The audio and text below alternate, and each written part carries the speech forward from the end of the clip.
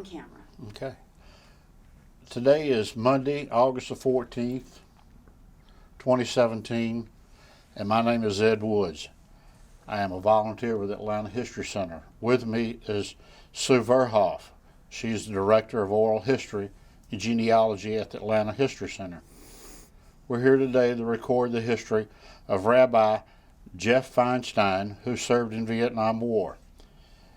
Rabbi Feinstein's oral history is being recorded for the Atlanta History Center Veterans History Project in partnership with the Library of Congress. We're honored to have you with us, Rabbi, and thank you for participating in this project. Thank you. To get started, we'd like to know a little bit about your personal life. Where were you born? Where were you raised?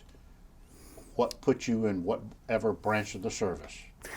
Well, I was I was born and raised in the Central Valley of California in a city called Stockton, which I guess unfortunately has earned some notoriety as being the first major city to go bankrupt in this country.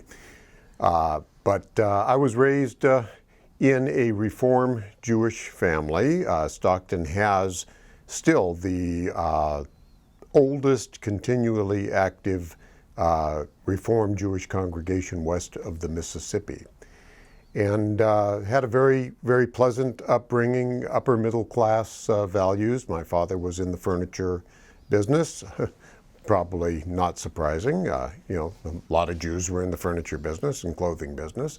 Graduated from high school in Stockton in 1965, and went on to college and suffered a bit of an emotional setback when I was in college, and that led me to foolishly enlist in the United States Army. And that brought me, well, graduating in '65, that was when the major buildup was in the Vietnam War, and I lasted less than 2 years before I found myself in country. And you know, in thinking about the talk or the interview today, I was reminiscing and thinking about some things that may have changed American history more than any other events. And I came up with 4. The first one, I think everyone would agree, would be the Civil War. The Civil War reunited a divided country and eliminated the scourge of slavery. The second one surprises a lot of people when I mention it, because I believe the second major happening in this country was the completing of the Transcontinental Railroad, which allowed us to fulfill our manifest destiny, if you will, to inhabit the entire country and to spread out. The third, in my mind, is the Great Depression. It leveled the playing field.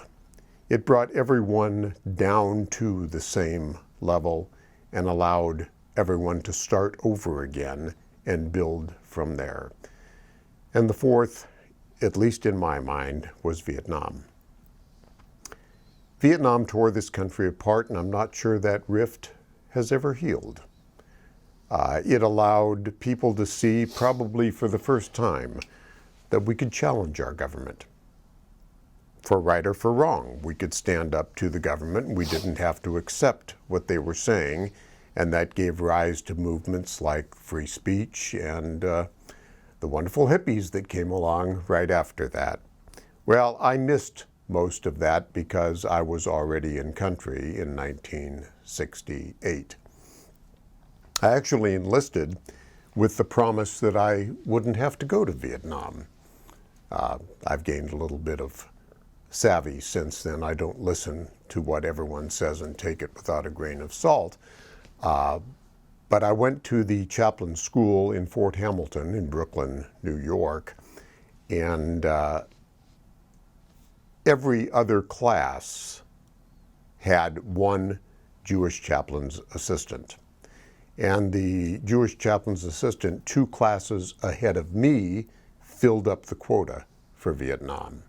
And I found out that my orders were to go to Germany. Well, he slipped and hurt his back, and they said, "Oh, you can't go to Vietnam. Here, Feinstein, you take his orders, and he'll take yours." And as they say, the rest is history. I arrived in South Vietnam in Bien Hoa Air Base on June 3rd, 1968, 18 days before my 21st birthday. I could die, but I couldn't buy a drink. So that was a little incongruous to me. I was assigned to the second-ranking rabbi in the United States Army, Colonel Jack Ostrovsky, and he and I traveled every inch of Vietnam. I always used to have a little mantra with him. I'd say, "Rabbi, it's you and me everywhere," until we'd be flying over an LZ that was under fire, and he'd say, "I want to go down there," and I'd say, "It's you and God, because I'm not going." But I ended up having of course, to go with him. But a couple of things that I think are important to share in this format. A lot of people don't realize the bias and bigotry that existed in the U.S. Armed Forces and for a large extent still exist today. And they existed nowhere more prevalently than in the Chaplain's Corps. When I arrived in country, we had a wonderful office headed by Colonel Lutgen, who was a priest, and everyone got along famously. And then he was replaced with probably the most bigoted individual I've ever run into in my life. He hated blacks, he hated Catholics, and he hated Jews, and he made no bones about it. And the only reason I can speak about him today is that he's no longer with us, so I would not say anything about him when he was alive, but I certainly will now. But it made it difficult to do our jobs.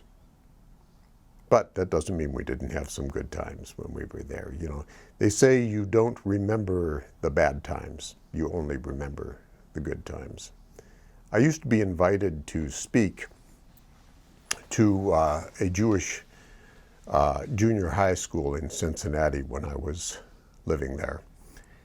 And I would start by saying that there are certain, what we call milestone events that happen in your life. And I said the first one for me was probably the assassination of John Kennedy. I remember where I was, what I was doing, exactly when I got that news. And the kids are sitting there looking at me like I just grew a second nose. They have no idea what I'm talking about. And I said, well, maybe for my father it was World War II. Have you heard of that? And a few of them shook their heads, and I said, what's a milestone event for you? And they came up with the death of Princess Di. And that just went right by me, you know, didn't faze me in the slightest. But then I realized that there is one milestone event in my life that lasted for a whole year, and that was Vietnam. I was there for 365 days, which was the term limit enacted by Congress, and I can probably recollect vividly about 280 of those days. So that's a milestone event for me. And no one who was in Vietnam came back the same. It changed everyone. Some for better, I hope I'm one of those, and some for worse. And I try to help those who were changed for the worse every day. What did you do when you were in country? You say you went every area of what did you do? Well, I was the senior Jewish chaplains administrator for Vietnam. So I was in charge of all of the religious logistics, but I was also responsible for conducting religious services alongside Chaplain Ostrovsky, Rabbi Ostrovsky. And he and I would do services all the way up to the DMZ and down into the Delta. There were only, well, at that time there were about 600,000 GIs in Vietnam, but there were only 5 rabbis. And so we were really everywhere. One of my greatest recollections of Vietnam is we conducted the first Passover Seder in Da Nang. And that was a miracle that it actually came to be, because I had to organize that with the Jewish Welfare Board in New York. And they actually chartered a 707 and loaded it with kosher for Passover food, flew it to Da Nang. It landed about 2 hours before the meal, and everything was there when we were ready to eat. It was a miracle how it all came together. But we had about 600 people for a Passover Seder, and that was just outstanding. It really was. There's one other anecdote I'll share with you. There is the Jewish holiday of Sukkot, which is I suppose the Christians call it booths or tabernacles. Yeah. Well, a sukkah is a structure that is built. It's temporary. It's designed to be temporary, and it is designed so that you can see the stars through the roof. It cannot have a permanent roof on it. Well, in Vietnam, Pacific Architects and Engineers was responsible for building anything and everything. We were not allowed to swing a hammer. You ever try to get a bunch of engineers build a building where you can see through the walls and the roof? They had no clue how to build that, and so we finally got that structure up, but it was interesting how that came to be. But Rabbi Ostrovsky and I were about as close as I suppose any two people can be. There was never a distinction in military rank between the two of us. We both conducted services. We both assisted each other. And until his death a few years ago, we remained very good friends. As a matter of fact, when I received my rabbinic ordination in New York, he was the first person that I visited after that, because he lived in Queens. And we had a very close relationship for the rest of our lives. Vietnam brought us together and kept us together. He's primarily the reason that I'm a rabbi today. What base did you fly out of, or did you stay in any particular place for a period of time? Or we were actually headquartered at the 1st Logistical Command in Long Binh, South Vietnam. That brings up another anecdote. I had my own chopper pilot, and so did Rabbi Ostrovsky. And there was a helipad right behind USERV headquarters, which was right across the street from First Log. And we would fly out of there. And when I got back from Vietnam, I went into another line of work for a while and was doing some lecturing, and was hired as a consultant to do some lecturing at a paper mill outside of Newark. I flew into Newark, and they had a stretch limo waiting for me to take me there. The limo was about 3 city blocks long. I never could see who was driving, and so we got up there and I did my talk. And on the way back, I said, I'm not riding all the way back there, so I sat in the front seat with the driver. And you know how you talk with people of your same age, and you know, were you in the service? Yeah. Were you in Vietnam? Yeah. What did you do? I was a chopper pilot. I said, oh, really? For who? He said, well, I flew the Chaplain's Corps around. I looked at him. He was my chopper pilot. I hadn't seen him in about 20 years. And we didn't go right back to the airport. We stopped along the way and had a very nice chat. But you really can't go anywhere in this country and not meet someone, at least in our age group, who didn't have the Vietnam experience. And because of that, we're all brothers. We really are. We all share a lot in common. We all had that common experience, and it changed us. It changed every single one of us. did you give at different camps that you went to, okay, LZs or whatever you went to, did you give services, devotional type services, or did you interact with the frontline infantrymen? What did you do with? It's a good question. Jewish services are primarily restricted to the Sabbath, Friday evening after sundown, and Saturday. And, while there aren't a preponderance of Jewish infantrymen, it's hard to get. You have to have 10 Jews together to have a service. And sometimes it was difficult to get that number, but when we did, we would always be in a back, somewhat secured area. I remember conducting services, I forget exactly where we were. It was in a place that probably with an unpronounceable name. And I looked down at my book and it was covered with an orange powder. And they had just dropped Agent Orange on the entire camp and never told anyone. And I'm looking at, what is this stuff? And that unfortunately didn't treat me very well for in later life. I'm suffering some of the problems with that now. But to answer your question, we conducted services all over country. As I said, Rabbi Ostrovsky always used to say, I wonder if any of our boys are down there, let's go see.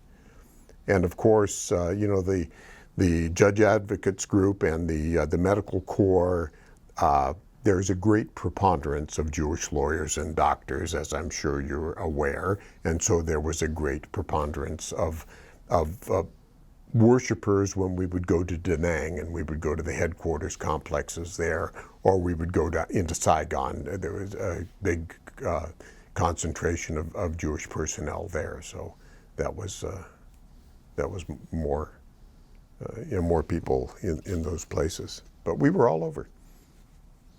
So you did your service by the Jewish faith. Your planned services, correct, were limited to Friday night and Saturday. But we also did counseling. Okay. Yes, and there was a very infamous institution in Vietnam at the time in Saigon called the LBJ, the Long Binh Jail. It was just outside of Saigon, actually on Long Binh. And I used to do a lot of counseling with inmates there. Some of them a little bit more nefarious than others. Did you have interaction with Christian soldiers and? Not so much, okay? There was a great preponderance of Christian clergy in country. Now, there would be an occasion where there was no other chaplain available. And realistically, chaplaincy is not religious-based. Chaplaincy is based on giving, if you will, okay? And any chaplain can administer to any individual. I mean, I have seen priests say Kaddish over a dead Jewish soldier. I have not completely administered last rites, but I have started last rites until a priest hurried over and said, you can't do that, and stopped me in between, because apparently only a priest can administer last rites, which I was unaware of at the time. But so I was told, and so I stopped. But there was a lot of interaction, and out in the field, the interaction was very friendly. Unfortunately, in our headquarters complex, it was not. And as I said, our commanding officer never even wanted to be called chaplain. You had to address him as colonel, which is interesting for a chaplain. I'll tell you a funny story. When it came time for me to go home, it was common that your replacement would provide you transportation to the airport to catch your flight. And I was down packing, getting ready to go, and I called my replacement and I said, Norman, can you come and take me to Benoit?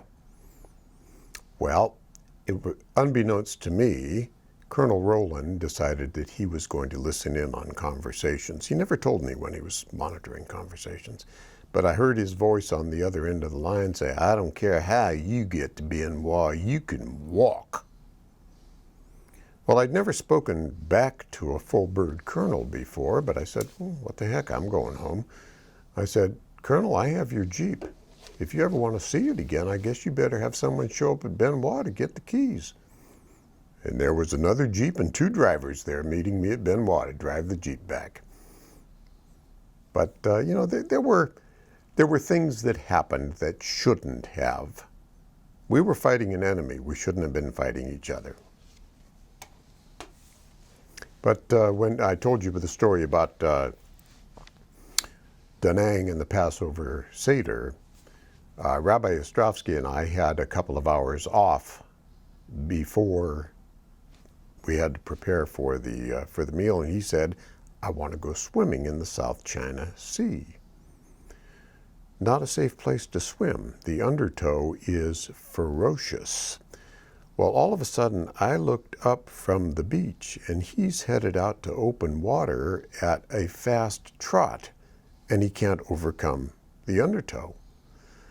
Well, I was a very strong swimmer. I used to be a competitive swimmer, and I saved him and brought him back to shore, and that never made the light of day because he did not want that to be published in Stars and Stripes. So, hey, I got a Bronze Star and a promotion out of it, so I guess that was all right. It worked. It did work. Sometimes things work out. When you went to the camps, I was at Carroll Okay. for like 4 or 5 months, and we built a chapel, and we had, interestingly enough, the minister was there. Okay. And he was a Presbyterian minister from Atlanta, of all places, okay? So we knew each other, but, you know, it was just a point of general conversation. Now, when you went into these places, did you interact with the minister, if there was one there, or the chaplain that was there? Absolutely, and absolutely. you went to we were coming into basically their home. And it's interesting, when we got to a place that had a fully constructed chapel, as I'm sure you will notice, and they were all built the same, there was the speaking area, and behind it was a big cross on the wall. All right, got a picture. Well, the first thing we did when we came in was take the cross down and put up the star. So, you know, we did have to interact with them because sometimes they hid the star. We had to find out where it was. But no, you know, if you're coming into someone else's home, it's always good to interact with them, you know, and they're little fiefdoms, you know, they're friendly. Did you go out into any missions at all? Or? No. They would not have wanted me out on any missions. First of all, I'm kind of like an elephant. If I come coming through the bush, you'd hear me. But, you know, being in the Chaplain's Corps did not excuse me from guard duty requirements. And I do remember right towards the end of Tet, around Long Bin, there was a bunker I guess it was about every 30 meters around the entire perimeter, and probably know what a bunker looks like. It's dug down about 4 feet, and you have 2 cots planks built into the wall for sleeping. There are 4 men in it. It's about 5 feet by 7 feet. On each corner, there's a 4x4 or 6x6 post holding up the roof, which is full of sandbags. And we got attacked the night that I was out there. And what you're supposed to do before you get into your bunker at night is make sure the Claymore mine by the barbed wire is facing the right way, because the VC always liked to turn them around. Well, the guys to our right had not checked their Claymore, and when the ground wave came at us, They triggered the Claymore and it just wiped out all of the barbed wire. It just opened up Broadway for them. At the same time, a 122 rocket buried itself right next to our bunker. The concussion blew out the 4 corner posts. The roof came straight down and sealed us in like we were in a coffin. We couldn't get out, but they couldn't get in. And the people on both sides of us didn't survive that night. They dug us out the next morning. Now, when they dug us out and they lifted off the top, when that 122 hit, the shrapnel came through that wall and out through the wall at the far end. There were 4 of us in a very confined space, and not one of us had a scratch on us. I can't explain that to this day. I bet you could. I've tried to. I hope it was because I was supposed to do something different with my life, and I've tried to do that. But it was, you've seen double takes in movies? This was a triple take. How was that possible? The shrapnel came in there, straight line, out there, 4 people standing here, and no one scratched? To me, it's impossible. But now I believe it's possible, because it worked. Earlier, you alluded to when you were getting ready to leave country. Mm-hmm. Okay. When did you leave country, and where did you land at, and what was your arrival treatment? What a great question. I've tried to suppress this. I left Vietnam on June 2nd, 1969. I arrived at Travis Air Force Base and spent my first night back in country in arguably the worst city for a returning Vietnam vet in this country, Berkeley, California. Within my first 24 hours of returning home, I was physically accosted, I was spit on, I was called baby killer. The next night, I got home, and my father was so excited to have me home, he asked me to come speak to his Lions Club. They wouldn't let me talk. They absolutely wouldn't let me talk because I left for Vietnam a little bit to the left of Jesus Christ and came back a little bit to the right of Attila the Hun. They didn't want to hear that. They were, even though this Lions Club was made up primarily of World War II vets, they were all anti-war. And they actually asked me to leave. They wouldn't let me speak. My treatment upon returning home was, I guess, bad at best. It has gotten much better lately. I wear proudly my AVVBA shirts, I wear my Vietnam hat, and I have people come up to me all the time saying thank you for your service. That didn't happen 40 years ago. Thankfully, we have changed a bit in this country. I had a woman the other day, I was in, of all places, what's the most prevalent restaurant in Georgia? Waffle House. Just there yesterday. Woman in front of me turned around and said, thank you for your service. I said, thank you. She reached down and grabbed my check and said, let me buy your breakfast. I refused because I was with a whole party. She didn't have to buy the whole party's breakfast. But if that had happened in the 60s and the 70s, we wouldn't have the rift that we have in this country today. A lot of people think that the soldier that went to Vietnam wanted to be there, was responsible for the war. No soldier is ever responsible for the war. Soldiers are there to follow orders, and we all did.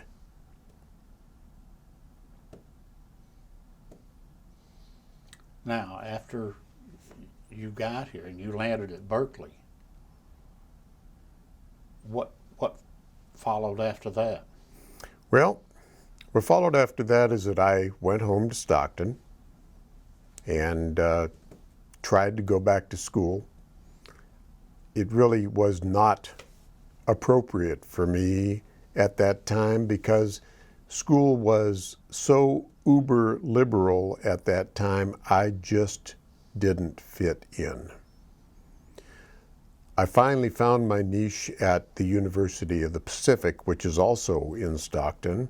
Couldn't afford it, but I went there and finally graduated with a bachelor's and a master's in communication, and then went into the business world.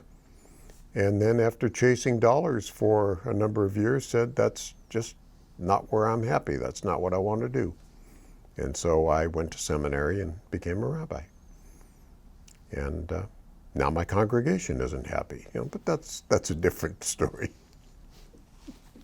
How did you wind up in the Atlanta area? Good luck. People ask me all the time if I moved to Atlanta for family, and I always say yes, I don't have any here. So, Atlanta, I wish I had moved to Atlanta years and years and years ago. Atlanta is a wonderful place to live. It has great communities. It has great camaraderie. It is a very cosmopolitan city. And, I think that people from the north and people from the left coast don't realize that there is life outside of California or outside of New York or Chicago. There is, and it's right here in Georgia. I love Atlanta. I cannot imagine that I will ever go anyplace else. I've been offered jobs and pulpits elsewhere, and I always turn them down. I love it here. And I'm close to my grandchildren, so that's fine. So you have grandchildren here? No, not here. Oh, okay. No, my grandchildren are in Nashville and Washington, D.C. So you're 4 hours one way and 7 hours the other way. That's exactly, well, actually, I'm 4 hours one way and an hour by plane the other way. I don't drive to D.C. There's only one city in the country that has worse traffic than Atlanta, and that's D.C. That's true. I can agree with that. Yeah. No, Atlanta is wonderful. There are people that are surprised that Atlanta has such a large Jewish community. You might be surprised. There are 200,000 Jews in Atlanta? There are 36 brick and mortar synagogue congregations in Atlanta. That's more per capita than New York. No, I did not realize that. Yeah, it's there is the oldest institution here is probably the temple, and I don't know if you know about the temple bombing. I think probably everyone who is from or has lived in Atlanta for a while knows that. But that drew this community together, maybe more than many other things that have happened in Atlanta. There have been some horrific things that have happened in Atlanta too, but the temple bombing really drew this community together, and it's a very friendly community. It's accepting. I don't know, I probably should go to work for the Chamber of Commerce. I love Atlanta. How much longer do you think that you will be an active rabbi or have a service congregation? Or is that an appropriate question? Rabbis have a great retirement plan. It's called to a windowless condo.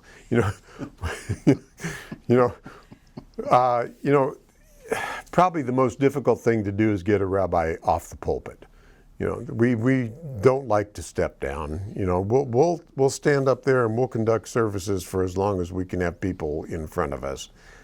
I will continue to be an active rabbi as long as, God willing, my health holds up, and as long as I can stand up. There are times with my foot that I've actually put a chair up there and conducted services from a chair. I just love what I do. I don't just conduct services. I do weddings, I do bar and bat mitzvahs, I do, unfortunately, funerals and baby namings, And those are just such joyous occasions that, it just makes life worthwhile. I have a couple of questions, Rabbi. Shoot. First, to take you back to Vietnam for a minute. No, please don't. I know, I'm sorry. Can you tell us what your first impressions were? Describe what it was like when the doors first opened and you knew you were there. Well, you spend 21 plus hours in a sealed cigar tube on a 707 airplane that is air conditioned to 72 degrees, and the door opens and you walk out into 115 degrees and 106% relative humidity. That's my first recollection of landing in Bien Hoa. Funny anecdote that I hadn't thought about for a long time. When you arrive in Bien Hoa, you're put in a holding barracks until your assignment comes up. The holding barracks are nothing more than long concrete slabs with a canvas roof over them with triple deck bunk beds every 3 or 4 feet. The fella that was on the top bunk next to me had extended his tour so that he could get an early out. He had developed the habit of when incoming rounds came in, he wouldn't run to the bunker. He would just grab his mattress and flip over onto the floor with the mattress on top of him. Well, we had incoming rounds the first night, and he wasn't in the bottom bunk. He was in the top bunk. He was the only injury that night because he just automatically flipped over and splat on the concrete. He wasn't killed, thank God, but he did suffer some severe injuries. That was my welcome to Vietnam. It's humorous looking back on it, but at the time, the guy didn't think it was humorous. Oh, boy. Great story. The next question I wanted to ask you, can you tell us as much as you can about the counseling that you did? I'm curious about what kinds of problems you dealt with and how that worked. Most of the counseling involved a couple of general recurring themes. The most important recurring theme is, I got to get out of here. You got to help me get out of here. Normally what that would be is someone coming to me and saying, you got to get me out of here. There's no kosher food here. I have to have kosher food. I can't stay here. And what I would usually do is say something like, well, let's go down to the snack bar and get something to eat, and we'll just talk about this. And he'd order a cheeseburger, and I'd say, you're out of here, because Jewish law says you can't mix meat and dairy. So you know he wasn't kosher, so it was just a ruse. The second, and probably the most disturbing, was those people who were in the LBJ, the Long Bin jail. I remember counseling one, I think he was an E2 or an E3, an 11 Bravo ground pounder. And he was in the jail because someone said he shot his commanding officer. And in a private room, and of course nothing can be shared, so he opened up and talked to me freely. I asked him, I said, did you do it? He said, hell yes, I did. He was going to get us killed. He said, he was leading us into an ambush. And if I didn't do it, someone else would have, but they'll never know it was my bullet that did it, and they'll never prove it, and they never did. So, helping him come to terms with that was part of the counseling, but most of it was just family problems. I have to go home. I have to see my family. My girlfriend just dumped me. The issues that affected the Jewish troops are the same issues that affected every other GI that was in country. The Dear John letters, the mother that passed, or the grandmother that had just died or was sick and they had to go home. And sometimes we were able to arrange compassionate leave. Not always, but sometimes. A lot of it depended on what their MOS was, how much they were needed. Yeah. Did you see many issues among GIs with drug abuse or alcohol abuse? Was that? No, I was too high most of the time to see that. He was in a helicopter. I'm sorry, you can edit that off the tape. I was thinking rank. Yeah, no, had nothing whatsoever, No, I'm had nothing whatsoever to do with rank. I would say conservatively, half of the GIs in country were either using marijuana or some type of drug. Yeah, and I don't mean that to cast aspersions. It was just a coping mechanism. And it was so prevalent. A funny story. Going into the headquarters complex at the 1st Logistical Command, there was about a 75-foot walkway going up to the main doors. Lining the walkway were these beautiful little marijuana plants every 3 feet. They didn't know what they were. We all knew what they were, but they didn't know what. When they found out what they were, they ripped them out. But Oh, God. someone had just planted them there. I mean, it was all over country. It really was. And drug abuse, I certainly don't condone drug abuse at all, but I can understand it. Sometimes you needed something to just cope with what was going on. Totally understand. One last question that I've got. Good, because I'm almost out of coffee. Well, we can always get you another one. On your biodata form, you've got listed sharpshooter. Mm-hmm. Tell us about that.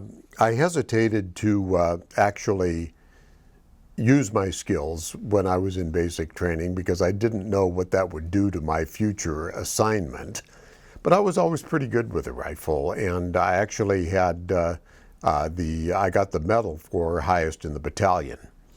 And it was funny because I had injured myself and I was in the hospital for a few days, and I missed my platoon's qualification, so I had to go qualify with another platoon. And when my scores came back, this wonderful 90-day wonder second lieutenant did not believe that those were my scores and challenged me to a match. And he walked off the range and never said another word to me. We set up the targets at 500 meters, and I hit every one of them, and he missed about 6 or 7. And so he just looked at me and walked away. But I was pretty good with a rifle. But I found out that you don't actually have to hit the target; you just have to hit the dirt in front of it, and the target will go down. So, some of it was thought process, and some of it was actually skill. Gotcha. Did you ever have occasion to fire your weapon? I mean, I guess you did on guard duty, right? Or Yes, unfortunately, I killed a few monkeys. The monkeys would get out there and rattle the barbed wire and the tin cans we'd tied to it. And when those cans rattle, you just start firing, and then you'd see what you hit the next day. I honestly hope I never killed another human being, but I can't sit here and tell you that I didn't. Sometimes you just fire at whatever noise. To this day I'm spooked by the wind, because when the wind blew in the jungle, you couldn't hear anything. And the wind still spooks me. And so, when the wind was blowing, you couldn't hear if Charlie was coming up on you. awesome. Yep. That's all I have there. Since you have returned, you're involved with other programs. I noticed you're wearing an AVVBA shirt. Could you explain to us what brought you into that and what's your involvement and what does that mean? The AVVBA stands for the Atlanta Vietnam Veterans Business Association. I was traveling out of Hartsfield Airport on the plane train, and I was standing next to a nice-looking gentleman with a completely shaved head by the name of Tom Urian. And we started talking about Vietnam. And he said, "Oh, are you a member of the AVVBA?" And I said, "The what?" And he handed me a card, and the rest is history. And I joined, and I am very pleased to say that I'm a life member of this organization, and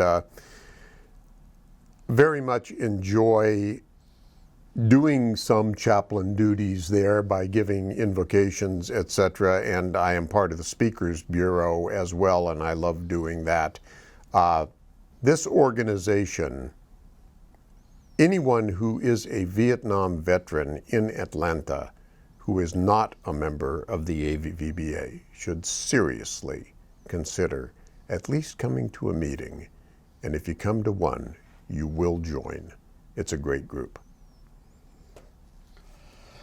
Well, Rabbi, very honestly, I do not have any more questions. May I share another anecdote with you? We would love to hear some more. And I just remembered this. Obviously, the two most important religious Jewish holidays are coming up very shortly. They're Rosh Hashanah, the New Year, and Yom Kippur, the Day of Atonement. The chapel that we used on Long Bin Post, of course, was not air-conditioned. And for Yom Kippur services, we started at sunup, and they go to sundown with no break. That probably got to be about 115, 118 degrees inside that chapel, and there were about 500 GIs in the chapel. Well, during the services, I'd read in Hebrew, and Rabbi Ostrovsky would translate into English. He'd read Hebrew, and I'd translate, and we'd go back and forth all day long.